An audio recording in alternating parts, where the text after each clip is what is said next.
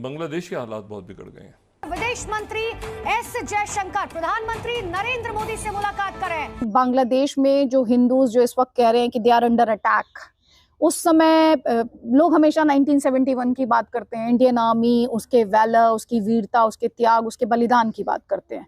कुछ ऐसी उम्मीद इस बार भी इंडियन आर्मी से यहाँ पर की जा रही है। Get out Bangladeshi Muslims! Get out Bangladeshi Muslims!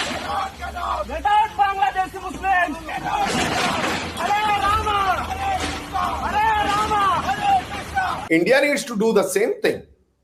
जो इलीगल है वो इंडिया में उसको निकालो। ये बहुत हो गया कि हम कागज नहीं दिखाएंगे, हम घोड़ा नहीं दिखाएंगे, हम जिसको चाहेंगे बुला लाएंगे, ऐसे नहीं चलेगा। इंडिया बहुत शोर मचा रहा है कि वहां की तब्दीली में पाकिस्तान का किरदार है, अमेरिका का किरदार है, चाइना का किरदार है। वाकई इन लोगों ने इतना कलेश कर रखा है, आज की तारीख में तिरंगे पे पैर रख के जा रहे हैं। ठीक है, ये सारे के सारे भूखे इंडिया आते हैं। Hindus across Bangladesh by their houses being burnt, their temples are being burnt. जब सरकार कोई भी निर्णय लेती है तो Indian Army as part of the decision उसको इम्प्लीमेंट करने के लिए जो मिलिट्री एस्पेक्ट्स हैं उसको बखूबी निभाती। नमस्कार दोस्तों, स्वागत है आपका रियल भारत टीवी में। दोस्तों, पाकिस्तानी मीडिया की लेटेस्ट वीडियो के बारे में बात करते हैं।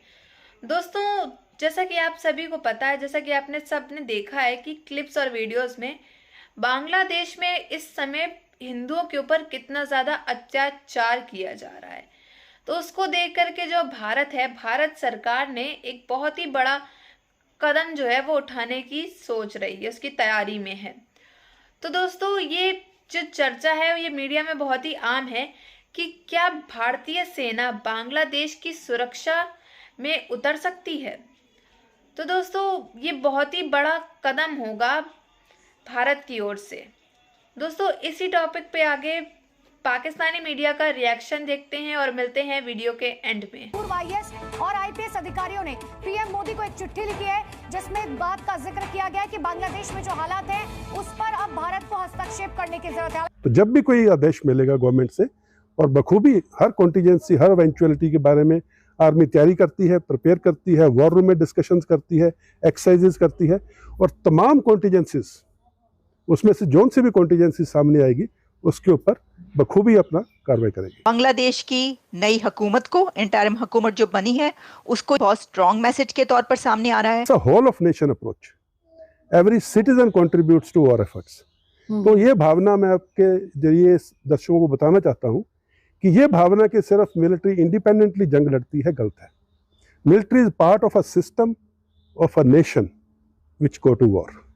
तो जब भी कोई आदेश मिलेगा गवर्नमेंट से, और बखूबी हर कॉन्टीजेंसी, हर इवेंचुअलिटी के बारे में आर्मी तैयारी करती है, प्रिपेयर करती है, वॉर रूम में डिस्कशंस करती है, एक्सरसाइजेस करती है, और तमाम contingencies safety and protection of Hindus and all other minority communities.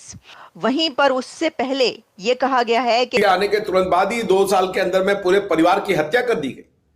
उसके बाद कॉन्स्टिट्यूशन बनाया गया, उसमें इस्लाम और शरिया लॉ को जोड़ा गया फोर्स करके। तभी भारतवर्ष को नहीं दिख रहा है तो ये बात अलग है।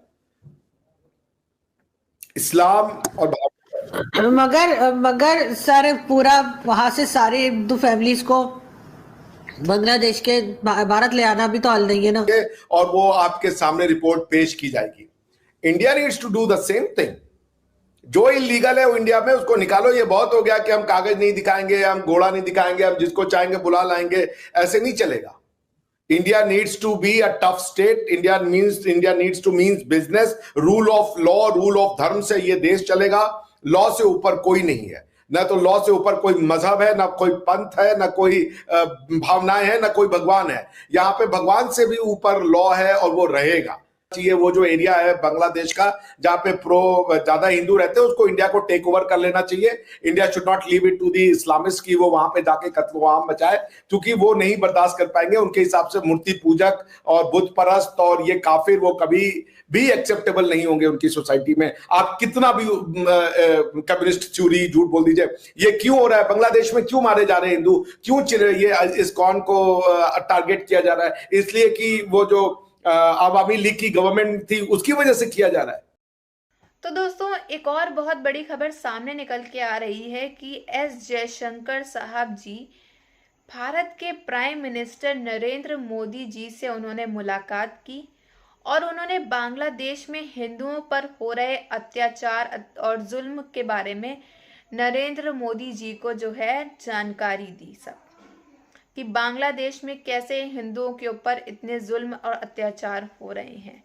साथ ही साथ जो है जो एस जयशंकर साहब जी हैं वो 7 विदेश मंत्रियों के साथ जो है बैठक करके उनसे बैठक में शामिल होने के बाद इटली से वापस लौटे थे।